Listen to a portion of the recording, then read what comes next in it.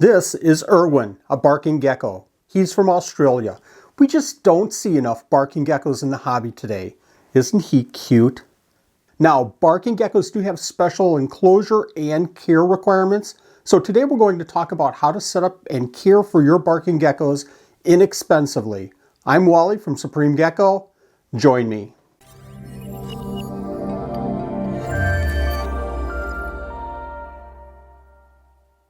If you've scoured the internet on information on barking geckos, you've probably found them under the names Underwoodisaurus or Nephrurus milii. Now, don't get hung up on the nomenclature at all, and you've probably found this video right here. I got 3 of them, and I'm going to pull them all out real quick here, and then we're going to get some close-ups. Oh my gosh, was that painful to watch. Hopefully, my videos are looking better now than they did 2 years ago. Now, that video did show how to set up a barking gecko, but I have some tips now that I use that will help you care for your barking geckos better and care for their babies. That's right, I struggled caring for barking geckos the last couple of years until I made 2 changes, and we're going to talk about those in just a second. Keeping Underwoodisaurus milii, the barking gecko, isn't really that difficult, but there are a couple of gotchas. Now, you can keep them in huge, beautiful enclosures like this one, but that's going to cost you a gazillion dollars. An absolutely great enclosure is a 20 long fish tank or a 2 foot by 2 foot by 1 foot Exoterra, but you really don't have to go to this extreme or that expense. Let's talk about barking geckos and their requirements. As I mentioned, this is an Australian gecko and they can be found in a long band on the southern part of Australia. They live in a variety of habitats, most notably rocks and logs, which they use for cover. It includes shrub bushes and grasses. Desert, but not really desert. Barking geckos are a medium to smallish size gecko. They reach a maximum of about 5 inches in length. They have a brownish red background body color with 4 to 5 white bands that are very defining for this species. This starry pattern varies between animals and especially when comparing geckos found in different parts of Australia. Check out these eyes.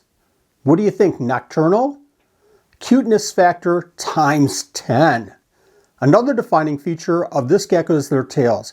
While they're really not knobtails of the typical Australian knobtail gecko, it's more bulbous and turnipy shaped. They'll still wave around their tails when they're agitated or... Do I make you Randy? Yeah. Another really cool feature of the Underwoodisaurus milii is that there's more and more morphs or traits found with this gecko. We're starting to see hypos and even patternless.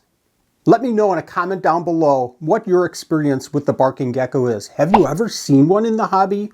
Have you ever held one? Have you kept a barking gecko? Have you bred one?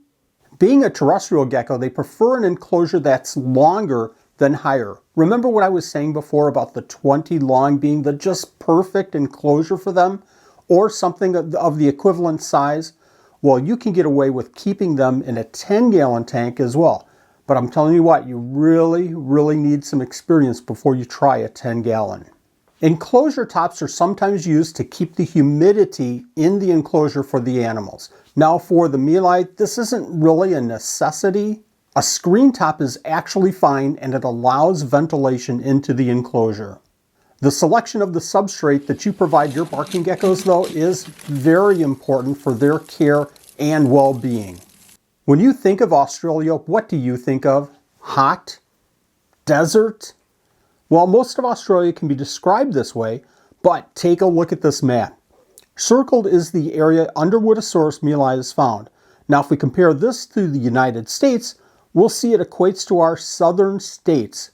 Some are hot and dry like Arizona, New Mexico, parts of Texas, but this includes states like North and South Carolina, Kentucky, and Tennessee as well, where the temperatures and the conditions in the winter are moderate and sometimes can be cold. Not hot, not desert. The substrate I like to provide is a mixture of dirt, sand, and peat/coir fiber. I like to mix about at a 50 25-25 blend. This substrate is going to pack down just a little bit, but it's going to also hold moisture to help with the humidity in that enclosure. Okay, I'm hearing somebody say, what about impaction? Well, to be honest, I have never ever had an impaction issue with these geckos. I have zero concern about impaction. Finally, I bet some of you are saying, can I make this setup bioactive? You absolutely can. The substrate is perfect for bioactive. You can add plants to your liking, then add some springtails, then add some isopods that you like, and voila, it's bioactive. One of the most critical factors in keeping barking geckos healthy is temperature. Their enclosure's ambient temperature can be room temperature, that's just fine, but they do need a warm spot somewhere in their enclosure. Provide them with an area about 20 to 30% of their enclosure size as their warm spot, about 85 to 88 degrees. You can do this with a heat emitter on top of the enclosure or a heat mat below their enclosure. I prefer the UTH as I feel that it focuses the heat better, and I really feel that it's a safer option. Either way, absolutely make sure that you have that heat source controlled with a common reptile thermostat. These are not expensive, but they are well worth the money. I can't say this enough in the videos that I do. Make sure that you have a good temperature gauge in the enclosure to monitor the temperatures accurately. Let's talk about humidity. Barking geckos shed all the time. I just put Irwin away and I bet you he's already shedding. Here's an absolute key to keeping barking geckos. You absolutely must provide a humid hide. They'll use that humid hide to gain, well, humidity, but they'll also lay their eggs in that humid hide. And we're going to talk about breeding in just a minute.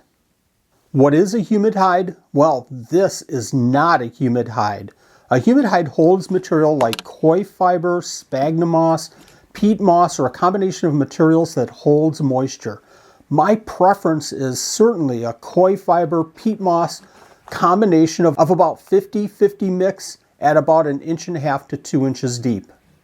Furthermore, to provide additional humidity, I'll mist out that enclosure about 2 to 3 times a week. That gives the geckos a little sip of water at night. And also, as I mentioned before, that substrate will hold a little bit of moisture to provide additional humidity. For lighting, I've always used fluorescent shop lights on all of our tanks, but we're slowly moving away from the fluorescent shop lights and into LED lights. They just last longer. Now, I make this statement in just about every single care video that I do on non-diurnal geckos. UVB isn't required, but it's certainly beneficial. But if you're not using UVB, you have to use a calcium with a D3 additive. It's absolutely a must. Moving on to feeding. Barking geckos love crickets. I hate crickets, but barking geckos love them. I've tried mealworms, I've tried dubias, and barking geckos will eat mealworms and dubias occasionally, but they absolutely will go after crickets 10,000 times more often than mealworms or dubias.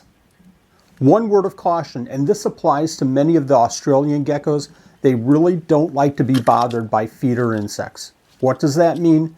Well, they're going to hunt down and eat 1 or 2 insects in their enclosure, offer 4, 5, 6, and they develop a case of anxiety and run off to hide. Why is this? Again, think of Australia. There really isn't usually an overabundance of food prey. They hunt for food and it's scarce. So when presented with too many feeder insects, it's just too much for them. I touched on supplementation a little bit earlier in the video when we were talking about the UV lighting for your geckos, but let's talk about it now because it is so important. Supplementation is important to ensure that your geckos are getting all the nutrients in their diet that they can get. We provide supplementation by constantly providing a food dish with fresh vitamins mixed with calcium. Another and perhaps better way of offering supplements is by dusting the crickets you feed with vitamins and calcium. Use a 32-ounce deli cup. We have a bazillion of these from ordering fruit flies for the last 10 years. Add your insects, add a pinch of supplements, then gently swirl around before you feed your geckos. Just a note, if you have any questions about the care of barking geckos, leave a comment below. Let's talk about breeding. You've had your gecko for a while and now you're thinking about breeding it. Oh, this is the fun part. For me, there's nothing like proving out that you're keeping your animals the best that you possibly can than to see them lay eggs. There really are only a few things you need to consider to breed your Underwoodisaurus milii. Number one, you need a pair, a male and a female. Well, duh. At a year and a half or so, males start developing a hemipenal bulge. Okay, Wally, in non-scientific terms, please. This is what a boy looks like.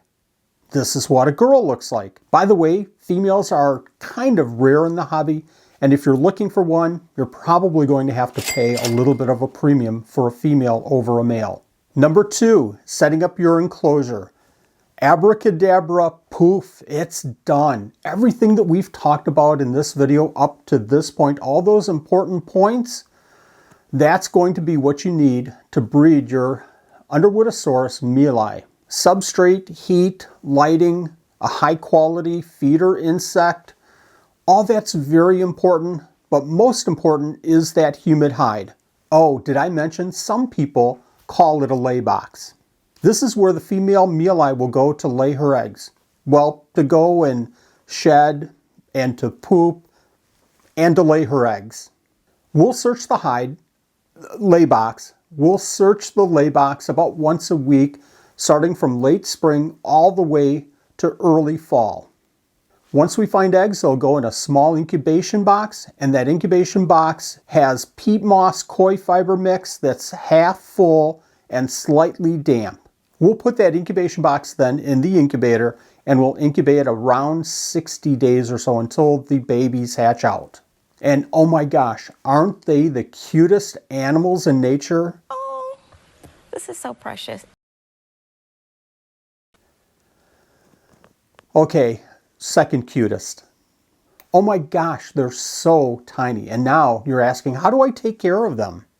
It really is super easy. We set up a small enclosure. You can use a 6-quart plastic container and add ventilation holes like we have here, or even a 5-gallon aquarium with a top. Again, two important requirements are heat and a bit of humidity. For heat, we provide heat tape on the bottom of the tubs, but you can do the same with a heat mat. We use coir fiber peat moss for the substrate.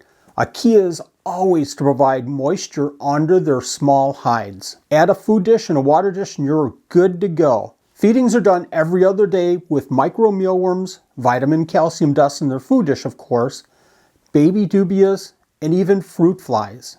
These babies are really slow growers, so be patient. And I'm not patient. I need patience. One of the best places to get information on Underwoodisaurus milii is the Complete Knobtail Gecko book. Excellent, excellent source. To me, caring for Underwoodisaurus milii, the best that you possibly can is to be able to get a baby or two from these amazing animals. You want to see another amazing animal? Watch this video right here on the amazing viper geckos. Thanks for watching. We'll see you next video.